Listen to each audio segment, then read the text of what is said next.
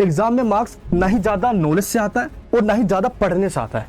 Exam में तो marks चालाकी से आता है। अच्छा, मार्किंग स्कीम आपने चेक करी?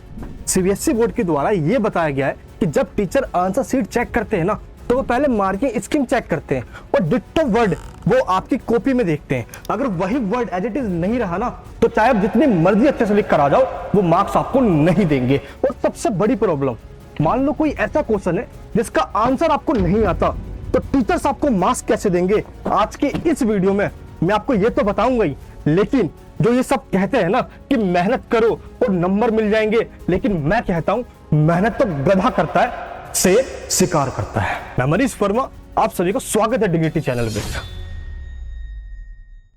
एक बार आप इस रिजल्ट को देखो, ये वो स्टूडेंट है जिसके इतने मार्क्स है और पता है इसकी आंसर शीट, ये रही इसकी आंसर शीट। लेकिन एक बार आप ये वाला रिजल्ट देखिए, इसके मार्क्स देखिए आप 100, 100, 95, 99 और ये रही है इसकी मार्कशीट।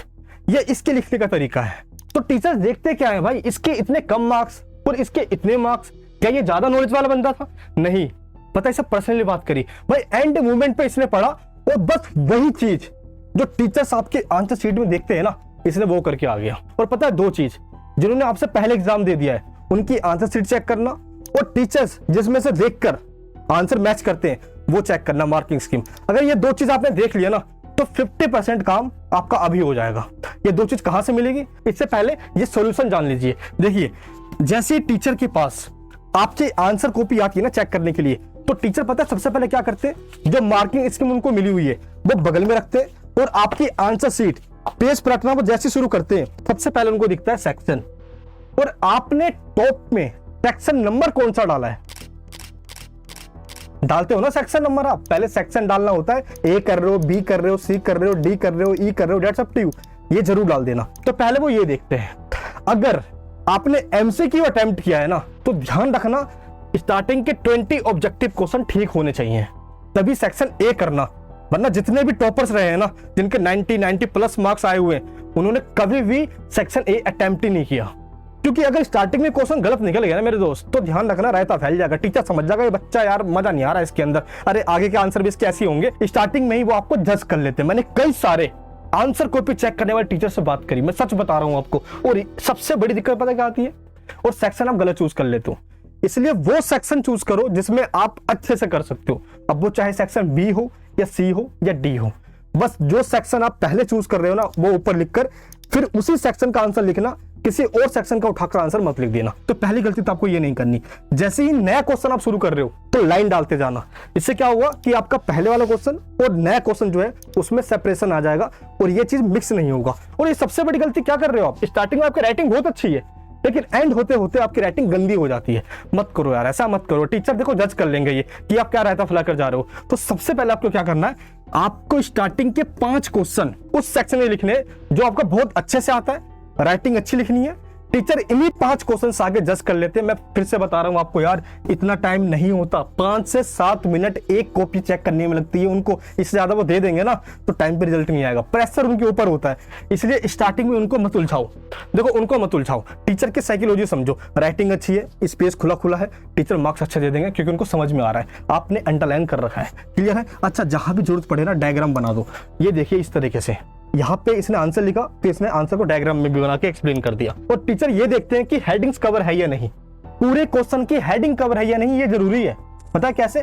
मान लो ये पूरा क्वेश्चन आया हुआ है, तो जब आप इस क्वेश्चन को एक्सप्लेन कर रहे होगे ना, तो पहले ये हेडिंग उठाओ, आंसर शीट में यहाँ पे लिखो, एक्सप्लेन कर दो। फिर ये हेडिंग उठाओ, यहाँ पे ऐसे लिखो, फिर एक्सप्लेन कर दो।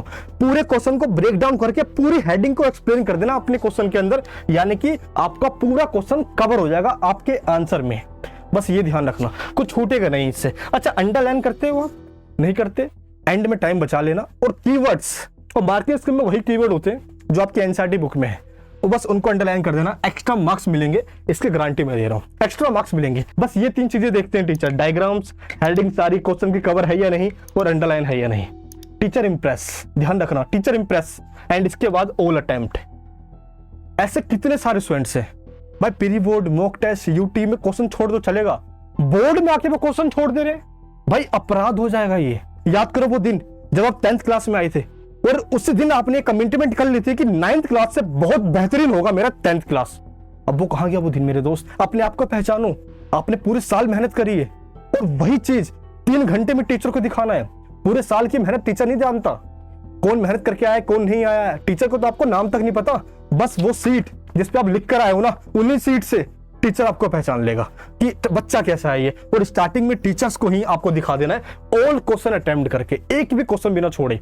टीचर्स पे इंप्रेशन अच्छा जाता है, ग्रेस मार्किंग यहीं से मिलती है। अच्छा सेम आंसर, अगर सेट भी अलग है तो क्वेश्चन तो सेम ही होते हैं, किसी ऊपर नीचे होता है, लेकिन आंसर सेम है, उसका भी आंसर वही है। आपने अपने आंसर को औरों से अलग करने के लिए हर एक स्टेप को लिखा है, एग्जाम्पल्स भी दिए हैं, डायग्राम्स भी बनाया है, इस तरीके से फ्लो चार्ट भी बना दिया है आपने। टीचर्स को समझ में आ जाएगा कि उससे आपका आंसर अलग है। 46 लाख स्टूडेंट्स की कॉपी चेक होगी। अब जरा आप बताओ, आपका सीट भी कॉमन दिखेगा टीचरों को, तो टीचर आपको भी सब जैसा समझ लेगा। आपको पता नहीं कि लोमड़ी कितनी चालाक होती है, वो शेर को भी पागल बना देती है। बस यहाँ पे भी वही करना है, टीचर्स को घुमाने का गेम यही है कि स्टार्टिंग के आंसर सेम आंसर हो तो भी आपको उसको यूनिक करना है, ग्रेस मार्क्स मिल जाता है, अच्छे नंबर आ जाते हैं। और अगर आंसर नहीं आता ना मेरे दोस्त, तो बस क्वेश्चन की हेडिंग डाल के अंदर जो मन चाहे एक्सप्लेन कर देना, लेकिन हेडिंग जरूर कवर हो।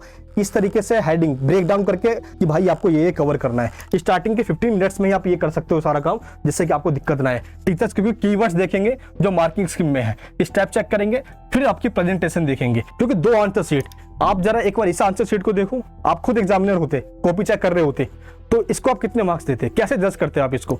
और जरा आप एक बार इस आंसर शीट को देखो, डिफरेंस यहाँ पे साफ हो जाता है कि ये बंदा जीत जाता, क्योंकि इसकी आंसर शीट क्लीन दिख रही है, नीट राइटिंग भी है और अच्छे से लिख पा रहा है ये। बस आपको भी सेम यही करना है। क्लियर है? स्टेप मार्किंग मिलती है, हर एक स्टेप के आपको मार्क्स मिलेंगे, चाहे गलत ही क्यों ना लिख कर आओ, जैसा आता है लिख कर आओ। और जो आप लिख कर आ रहे हो, अपने ऊपर विश्वास रखना, पूरे साल की मेहनत है, जो लिखा है वो अच्छा ही लिखा है। और एक चीज और सुनो, इधर सुनो, ये लॉन्ग पैराग्राफ का झंझट क्यों पाल रखा है आपने? लॉन्ग आंसर लिखना, इतने बड़े आंसर लिखना मत करो, ये गलती है, मत करो यार, मत करो। सच बता रहा, पूरी साल की मेहनत खराब हो जाएगी। जब क्वेश्चन देखोगे ना आप और पूरा भरने लग जाओगे, टीचर समझ जाएगा कि बच्चा हमें लपेटने की कोशिश कर रहा है। उसी को आप पॉइंट में फर्स्ट सेकंड थर्ड या ABCD सब बनाएंगे। फर्स्ट सेकंड थर्ड आप ABCD बना देना, कैसे भी करके छोटी चीजों को ऐड करके अपने क्वेश्चन को और से अलग कर दो। आपका आंसर अलग कैसे होगा, एक बार जितने भी आंसर शीट मैंने दिए ना आपको चेक कर लीजिए, आपको सब कुछ समझ में आ जाएगा। आंसर शीट के लिंक डिस्क्रिप्शन बॉक्स में, मार्किंग स्कीम भी आपको मैंने दे दी। अब अपने ऊपर विश्वास रखना, और क्लास 10th का एग्जाम 9th क्लास के एग्जाम से सबसे शानदार होगा, और इसका रिजल्ट आपको रिजल्ट वाले दिन मिलेगा। और उस दिन देखना आपके पेरेंट्स के साथ साथ जो आपसे उम्मीद लगा के नहीं बैठे हुए थे ना कि ये तो कुछ नहीं कर सकता, वो भी शॉक्ड हो जाएंगे। और इसने तो पूरे साल कुछ नहीं किया, हमें तो पता भी नहीं चला कितनी मेहनत भी कर रहा होगा ये, और आपने एंड मोमेंट पे इनको फॉलो करके पूरा गेम पलट दिया।